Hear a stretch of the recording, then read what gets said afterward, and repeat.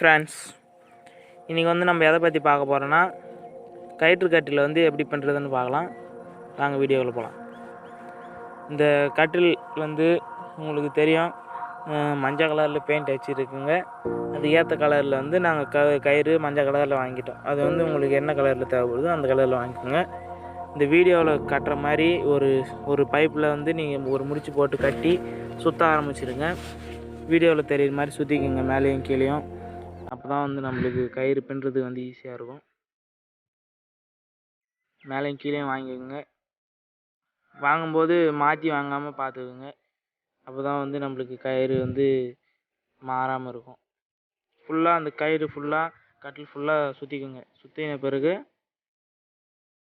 சுற்றிக்குங்க.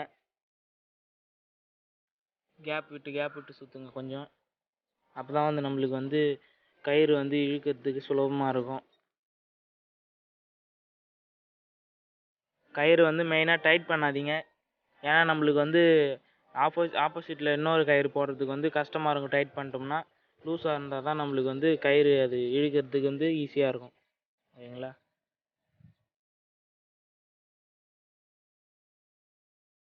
பாருங்கள், இப்போ வந்து நம்ம கட்டில் ஃபுல்லாக கயிறு சுற்றியாச்சு. இப்படி தான் உங்களுக்கு சுற்றுனதுக்கு அப்புறம் இருக்கும். பார்த்துக்குங்க.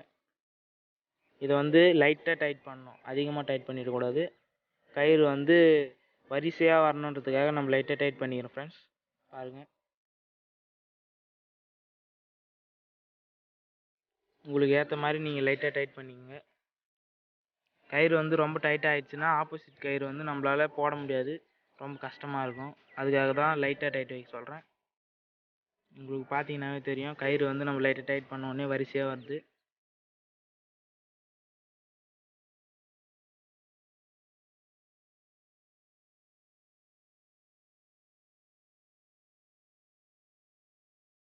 ஒரு கயிறாக பிடிச்சி 2 பேராக உங்களுக்கு வந்து டைட் பண்ணிங்கன்னா உங்களுக்கு வந்து ஈஸியாக இருக்கும். நீங்கள் ஒரு ஆளாக டைட் பண்ணிங்கன்னா 2 சைடும் வந்து மாறி மாறி டைட் பண்ண வேண்டியது இருக்கும். நீங்கள் வந்து ரெண்டு பேராக வந்து ஒரு சைடு ஒருத்தர் இன்னொரு சைடு ஒருத்தர் டைட் பண்ணிங்கன்னா வந்து உங்களுக்கு ஈஸியாக இருக்கும் டைட் பண்ணுறதுக்கு. அதனால் 2 பேரை டைட் பண்ணுங்க முடிஞ்ச வரைக்கும்.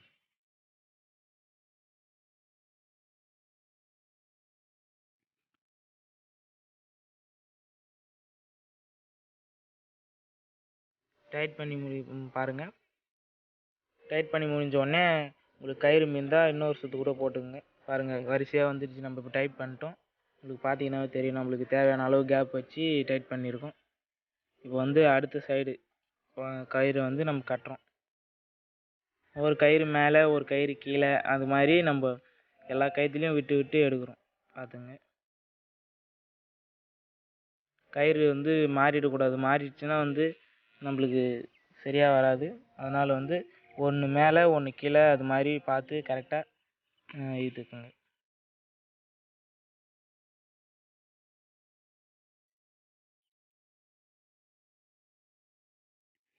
பாருங்கள் ஃப்ரெண்ட்ஸ்,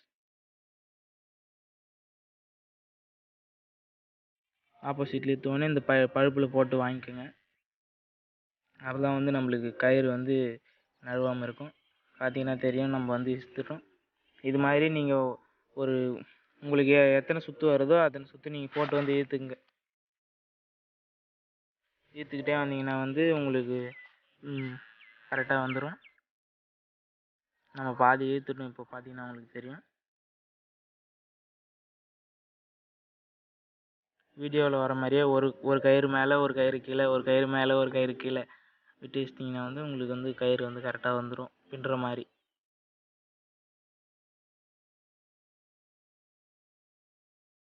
பாருங்கள், நம்மளுக்கு வந்து முக்கால்வாசி முடிஞ்சிருச்சு. இப்போது பார்த்தீங்கன்னாவே உங்களுக்கு தெரியும், நல்லா கட்டம் கட்டமாக வந்து ஸ்பேஸ் கேப் இல்லாத வந்துருக்குது நம்மளுக்கு. நல்லா இப்போ எல்லா கயிறும் டைட் ஆகிடுச்சு. எல்லா சுற்றும் போட்ட உடனே எல்லா கயிறும் டைட் ஆகிடுச்சு. உங்களுக்கு வந்து ஈஸியாக இருக்கும் இப்போது இழுக்கிறதுக்கு. பார்த்தீங்கன்னா தெரியும், உங்களுக்கு வந்து கட்டில் நெஞ்சு முடிச்சிட்டோம். அவ்வளோதான் ஃப்ரெண்ட்ஸ். லாஸ்ட் வரைக்கும் பார்த்த எல்லா ஃப்ரெண்ட்ஸுக்கும் தேங்க்யூ. லைக் பண்ணுங்கள், ஷேர் பண்ணுங்கள், கமெண்ட் பண்ணுங்கள், சப்ஸ்கிரைப் பண்ணுங்கள்.